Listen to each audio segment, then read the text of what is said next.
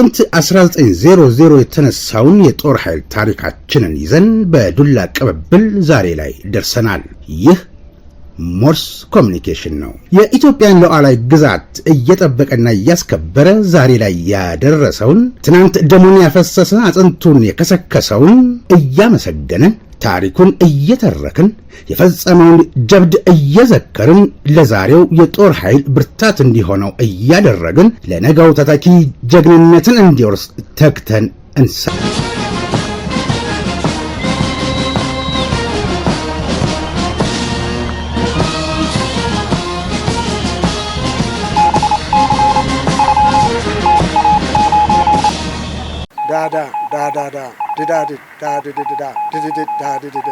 ሞርስ ማለት ይችላል።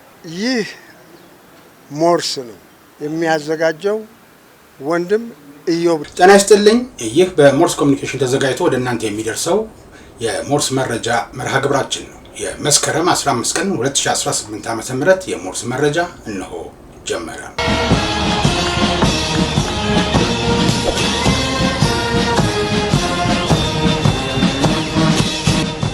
የተወደዳችሁ ቤተሰቦቻችን ሐሳብ አስተያየታችሁን አድርሱን። ኢዮብ ደመቀ እስከ መረጃው ፍጻሜ ድረስ አብሬያችሁ ቆያለሁ። ለክርስትና እምነት ተከታዮች በሙሉ እንኳን ለደመራና ለብርሃነ መስቀሉ አደረሳችሁ የሚለው መልካም ምኞቴ ይድረሳችሁ። የሶማሊያው ፕሬዝዳንት ሐሰን ሼክ መሐመድ ትናንት ከቢቢሲ ፎከስ አፍሪካ ጋር ቆይታ አድርገው ነበር። የሰላም አስከባሪ ወታደር ያሰማሩ ሀገራት በመሆናቸው ኢትዮጵያና ግብጽ ምናልባት ይጋጩ ይሆን ወይ የሚለው ስጋት ይነሳ ነበርና በዚህ ዙሪያ የሶማሊያው ፕሬዝዳንት መልስ ሰጥተዋል። ኢትዮጵያና ግብጽ ወደ ግጭት መግባት የሚፈልጉ ከሆነ በራሳቸው ሊዋጉ ይችላሉ ያሉት ፕሬዝዳንቱ፣ ነገር ግን በሶማሊያ ምድር የሁለቱ ሀገራት ሰራዊት የሰፈሩበት ቦታ ተቀራራቢ ስላልሆነ ለግጭት የሚያበቃ እድል የለም ብለዋል። ለግጭት የሚያደርስ እድል የማይኖረው ደግሞ በግብጽና በኢትዮጵያ ወታደሮች መካከል በመቶዎች የሚቆጠሩ ኪሎሜትሮች ርቀት በመኖሩ ነው ባይ ናቸው ሼክ መሐመድ ሁሴን። ግብጽ ኢትዮጵያን ለመረበሽ የምትፈልግበት ምክንያት አይታየኝም ያሉት ሼክ መሐሙድ ኢትዮጵያን በሶማሊያ የሚገኙ የግብጽ ሰላም አስከባሪ ኃይልን ለመረበሽ የምትፈልግበት ምክንያት አይታየኝም ብለዋል።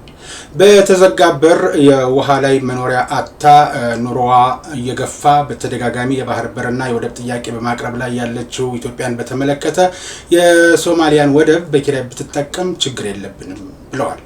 ሐሳባቸው እውነት ከሆነ የኪራይ ጉዳይ ስለሆነ ይበጀኛል አይበጅኝም ወይ የሚለውን የሚያዋጣትን ኢትዮጵያ ትወስናለች። የወደብ ኪራዩ ግን ለወጪ ንግድ ብቻ የሚሆን ወይንስ እሳቸውንም እንቅልፍ የሚነሳቸው አልሻባብ አቅሙን እስከሚያጣ ድረስ ለመከላከል የናቫል ወይም የባህር መውጫን ጨምሮ ይሁን አይሁን ለይተው የሰጡት ፍንጭ የለም።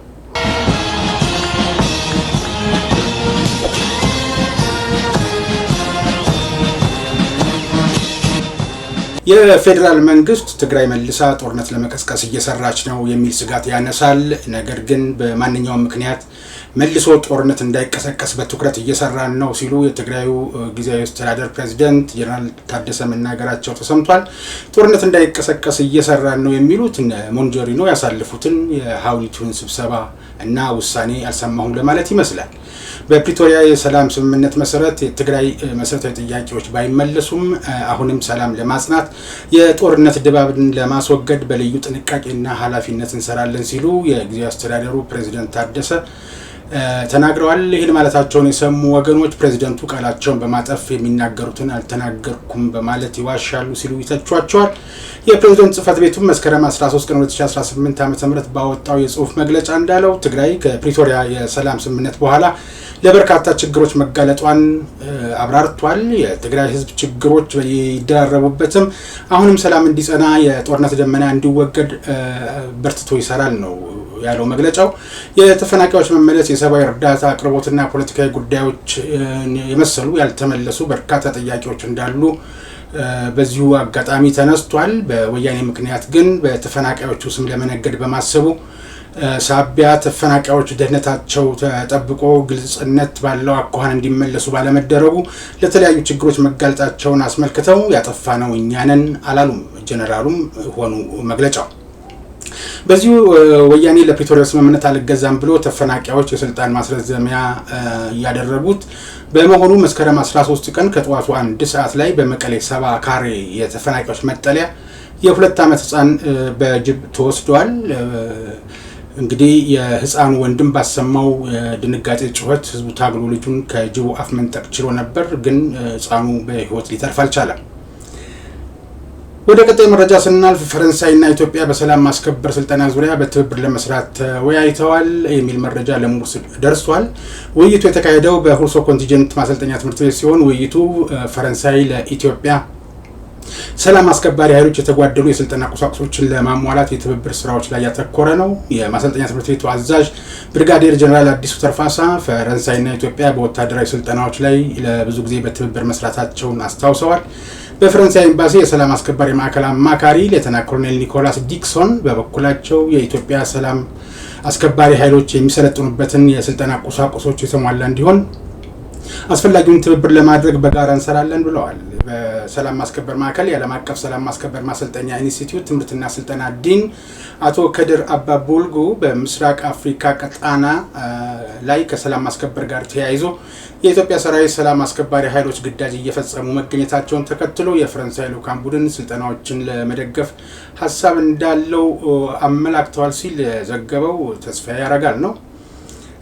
ሌላው መረጃችን ከመስከረም 30 2018 ዓ.ም በኋላ ኖ ላይሰንስ ኖ ፕራክቲስ የሚል መመሪያ መውጣቱን ሰምተናል። የጤና ባለሙያዎችን የተመለከተ ነው። ፈቃድን በሚመለከት በጤና ሚኒስቴር ሚኒስትር ዴኤታ ፍሬህይወት አበበ ተፈርሞ ነሐሴ 30 ቀን 2017 ዓ.ም ለሁሉም ክልሎች የተላከው ደብዳቤ ሁሉም ክልሎች እስከ መስከረም 30 2018 ዓ.ም ድረስ የንቅናቄ ስራ በመስራት ሁሉም ባለሙያ የሙያ ፈቃድ ይዞ እንዲሰራ እንዲደረግ አሳስባለሁ ይላል። በመመሪያው መሰረት የጤና አገልግሎት የሚሰጡ ሁሉም ባለሙያዎች የታደሰ የሙያ ፈቃድ እንዲኖራቸው ይጠበቃል ያለው የጤና ሚኒስቴር ይህንን ተከታትሎ ማስፈጸም በጤና ሚኒስቴር የጤናና ጤና ነክ ተቋማትና ባለሙያዎች ቁጥጥር መሪ ስራ አስፈጻሚ መሆኑን ይገልጻል። በ2017 በጀት ዓመት የጤና ሚኒስቴር ባካሄደው የዳሰሳ ጥናት መሰረት የሙያ ፈቃድ ሳይኖራቸው እንዲሁም የአገልግሎት ጊዜው ባለፈበት የሙያ ፈቃድ አገልግሎት እየሰጡ ያሉ ባለሙያዎች መኖራቸውን ማረጋገጡን ገልጿል። በዚህ መሰረት ደብዳቤው ሁሉም የጤና ባለሙያዎች ይላል። ሁሉም የጤና ባለሙያዎች በሙያቸው ለመስራት የታደሰ የሙያ ፈቃድ መያዝ እንደሚያስፈልጋቸው ታውቆ እስከ መስከረም 30 ቀን 2018 ዓ.ም ብቻ የሙያ ፈቃድ እንዲያወጡ ሲል ሚኒስቴር መስሪያ ቤቱ አሳስቧል። ከመስከረም 30 2018 ዓ.ም በኋላ ግን ኖ ላይሰንስ ኖ ፕራክቲስ በሚል መሪ ቃል የሙያ ፈቃድ የሌላቸው ባለሙያዎች በሙያቸው መስራት እንደማይችሉ አስታውቋል።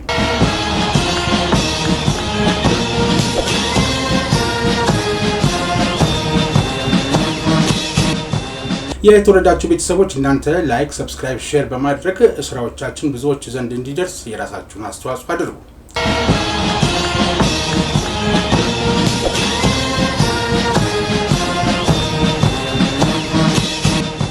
ወደ ውጭ መረጃ አልፋለሁ። የኬንያው ፕሬዝዳንት በኢትዮጵያው ታላቁ ህዳሴ ግድብ የምረቃ ስነ ስርዓት ላይ መገኘታቸው ግብጽን ማሳዘኑን በኬንያ የግብጽ አምባሳደር ሀተም ዮስሪ ሆስኒ መግለጻቸው ነው የተዘገበው። አምባሳደሩን ተቀብለው ያነጋገሩት የኬንያ ፓርላማ አፈ ጉባኤ ሞሰስ ዋታንጉላ በበኩላቸው ግብጽ ከናይል ውሃ ጋር የተያያዘ ያላትን ማንኛውንም ስጋት በተመለከተ ኢትዮጵያ ላይ ብቻ ከማተኮር ይልቅ ከሁሉም የተፋሰሱ ሀገራት ጋር እንድትመካከር ጠይቀዋል። አምባሳደሩ ይህንን ማንኛውም ስጋት ያሉት የትኛው ስጋት ኬንያ እንደገባት ወይም እንዳሳሰባት አላብራሩም። እንዲሁ ከአንገት በላይ ተነጋግረው መለያየታቸው ነው የተሰማው። ይህ በእንዲህ እንዳለ ኢትዮጵያና ኬንያ ሁለገብ የሆነ ወታደራዊ ትብብር ለማድረግ በዚህ ሳምንት መፈራረማቸው ተሰምቷል።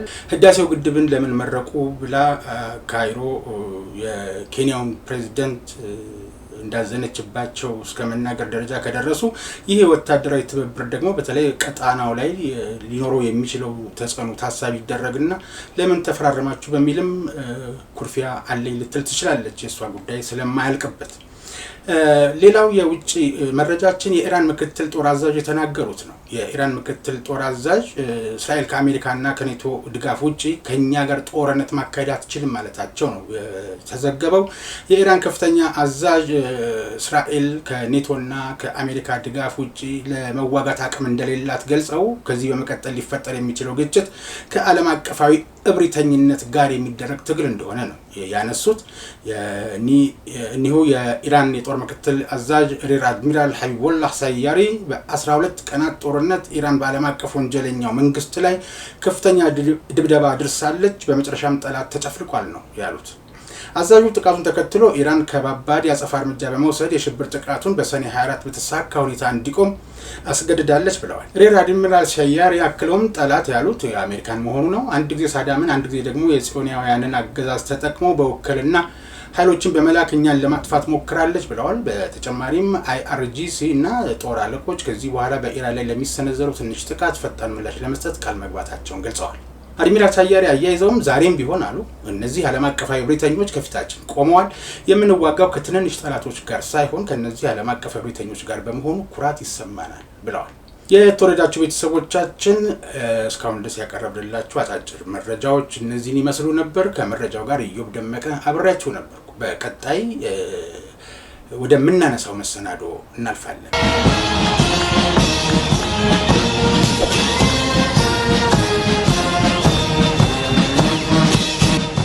የተወደዳችሁ የሞርስ ቤተሰቦች ከዚህ ቀጥሎ የምናነሳው ሀሳብ አንደኛው እና ዋነኛው የመከላከያ ልብስ በመልበስ ሲያስፈራራ የነበረ ሰው ድርጊቱ ተገቢነት የጎደለው ብቻ ሳይሆን ወንጀልም ስለመሆኑ ግለሰቡም ይሁን መሰሎቹ የማያውቁት ከሆነ እንዲያውቁት፣ ሌላውም ሲቪል ህብረተሰብ ግንዛቤው እንዲኖረው ራሱ የመከላከያ አባልም ቢሆን ዩኒፎርሙን እስከለበሰ ድረስ እስከምን ድረስ ምን ማድረግ እንደሚችልና እንደማይችል አንዳንድ ነጥቦችን ለማንሳት ወደናል። በእርግጠኝነት ፈቃደኛ ይሆናሉ ብዬ አስባለሁ። የአገር መከላከያ ሚኒስቴር የህዝብ ግንኙነት ዳይሬክተር ብርጋዴር ጄኔራል ጌትነት አዳነ በዚህ ዙሪያ ሀሳባቸውን ጠይቃለሁ።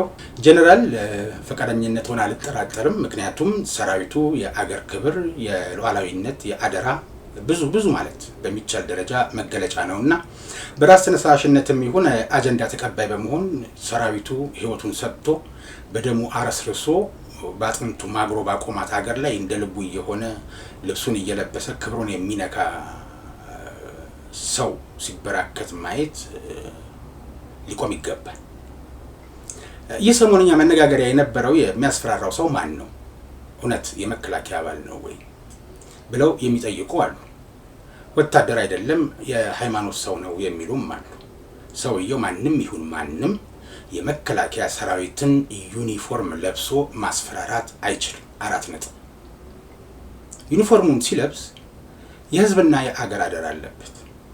ወታደር ቢሆንም ባይሆንም የሃይማኖት ሰው ነው ከተባለም ጭራሽ ከሃይማኖት ሰው እንደዚህ አይነት ማስፈራሪያ አይጠበቅም።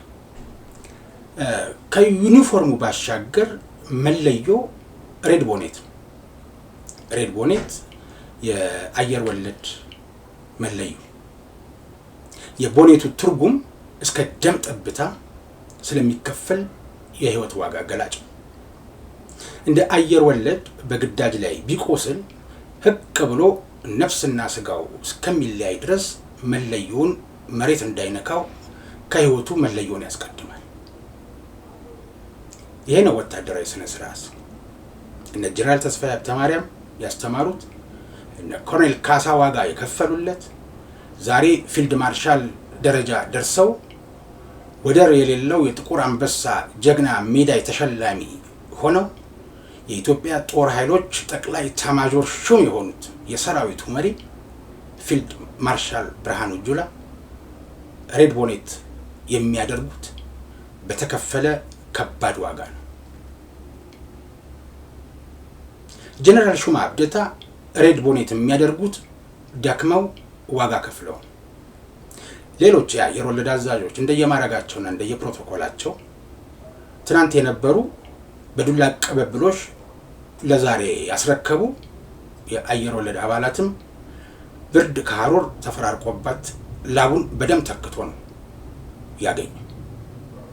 ከሬድ ቦኔቱ ባሻገር የደረት ላይ ክንፍ አድርጓል በማህበራዊ ትስስር ገጾች ላይ ብቅ ብሎ ሲያስፈራራ የነበረው ሰው ስንት ጊዜ ዘለህ ዊንጉን እንዳደረከው ባላውቅም የዘለልኩ የበቃው አየር ወለድ ነኝ ለማለት ይመስላል ዊንጉን ደረቱ ላይ ያደረገው። እንደዚህ ከሆነ የተሟላ አለባበሱ ሲታይ እንዲህ የተሟላ ከሆነ በሂደት ወታደራዊ ስልጠናው የጎበጠውን የሚያስተካክል በመሆኑ በአግባቡ የሰለጠነ ቢሆን ኖሮ ደግሞ እንዲህ አያደርግም ነበር። ምናልባት ለማህበራዊ ሚዲያ ቀረጻ የተደረገ ስለሆነ ከወገብ በታች የለበሰውን ማወቅ አልቻልኩም። ከወገብ በላይ ነው የሚታየው። ዋናው ማስፈራራቱ ነው ተብሎ በተውሶ ከወገብ በላይ የተለበሰ ይሁንም አይሁንም የተደረገው ድፍረት ነው፣ የተደረገው ወንጀል ነው። እንዲህ አይነቱ ዛሬ ግለሰብን ለማስፈራራት ሊሆን ይችላል። ነገ ተደራጅቶ ከአምሳያዎቹ ጋር በመከላከያ ሰራዊት ስም ከመሰሎቹ ጋር ወንጀል እንደማይሰራ እርግጠኛ መሆን አይቻልም። ስለዚህ የመከላከያ ሚኒስቴር ወታደርም ከሆነ ሰውየው በወታደራዊ ፍርድ ቤት፣ ወታደርም ካልሆነ በአስተዳደራዊ እርምጃ ሊያርመው ይገባል። እንዲህ አይነት ልምምዶች በአስቸኳይ እርምት ካልተወሰደባቸው የመጨረሻ ምሽጋችን ነው የምንለው የመከላከያ ሰራዊት ክብር እየጠለሸ ሊሄድ ይችላል። ይህ ደግሞ በመከላከያ ሰራዊት ታሪክ ሊሆን አይችልምም አይገባም። ከዚህ በፊት አንድ መመሪያ መተላለፉን አስታውሳለሁ። ከሃይማኖት ጋር በተገናኘ የወታደራዊ ዩኒፎርም ለብሰው ወደሚያመልኩበት የእምነት ቤት ሄደው የተፈጠረውን ነገር በተመለከተ ወታደሩ እንደኔ እንዳንተ እንዳንቺ ሰው ነው። ሃይማኖት ሊኖረው ይችላል፣ ወደ እምነት ቤት ሊሄድ ይችላል። የፈጠረውን አምላኩን ለማምለክ ሲሄድ ግን ዩኒፎርሙን ማስቀመጥ አለበት። ምክንያቱም ወታደሩ እሱ እምነቴ ነው ብሎ ሃይማኖቴ ነው ብሎ ወደ ሄደበት የእምነት ቤት ብቻ ያሉትን ሳይሆን የሚጠብቀው የሌላውንም እምነት ተከታዮችንም ጠባቂ ስለሆነ ማለት ነው። ስለዚህ ሌት ተቀን ተሰርቶ ከለውጡ በኋላ እንደ ተቋም ሪፎርም ይሰራበታል ተብሎ ብዙ የተደከመበትን እንቅልፍ የታጣበትን በአንዳንድ አጉራ ዘለል ሰዎች ተቋሙን ማሰደብ ተገቢነት ያለው አይመስለኝም ብቻ አይደለም ተገቢነት የለው 4 ነጥብ። ስለዚህ በሰራዊቱ ልብስ በመልበስ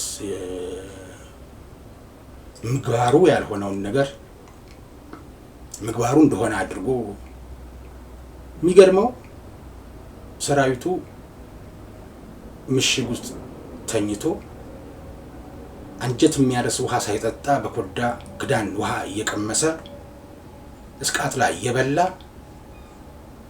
ራበኝ ደከመኝ ሰለቸኝ ዝናብ መጣ ፀሐይ ሆነ ሳይል እሱ በሚከፍለው ዋጋ ሰላማቸውን አግኝተው ሙቅ ከቀዝቃዛ እያማረጡ የታሸገ ውሃ እየጠጡ የሚኖሩ ግለሰቦች ተነስተው ሊጎፈሉበት አይገባም። ስለዚህ አስቸኳይ የሆነ ለሌላው መማሪያ የሆነ እርምት ተወስዶ ህብረተሰቡ ማየት አለበት፣ መስማት አለበት። ህይወቱን አስይዞ የሚሞት ወታደር እያለ በየምሽጉ በዱር በሸንተረሩ በአፋፍ በገደሉ ፈጀኝ ትኩስ ነው ብሎ በማንኪያ እያማረጠ የሚበላ ክብሩን ሊነካበት አይገባም። ይሄ ነው መታወቅ ያለበት ነገር። ሰውየው ወታደርም ቢሆን ሊቀጣ ይገባል። ከምንም በላይ ደግሞ በከፍተኛ መስዋዕትነት የሚገኘውን የአየር ወለድ ቦኔትና የደረት ዊንግ አድርጎ ምናልባት በአውሮፕላን ያልተጓዘም ሰው ሊሆን ይችላል።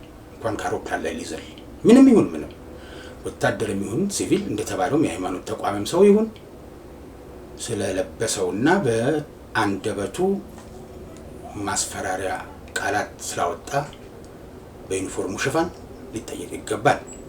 ይህ ነው የዛሬ የመነጋገሪያ አጀንዳችን የነበረው ሰሞነኛ ጉዳይ መነሻ አድርገን ሀሳብ ወደ እናንተ ልንጥል ፈለግ ነው። በነገራችን ላይ በዚህ ዙሪያ ራሱ የመከላከያ ሚኒስቴር ያወጣው መመሪያ አለ። እንኳን የራሱን የመከላከያ የሰራዊቱን ልብስ አይደለም በተመሳስሎ የሚገዙ ከልብስ መሸጫ መደብሮች የሚገዙ ልብሶችን በመልበስ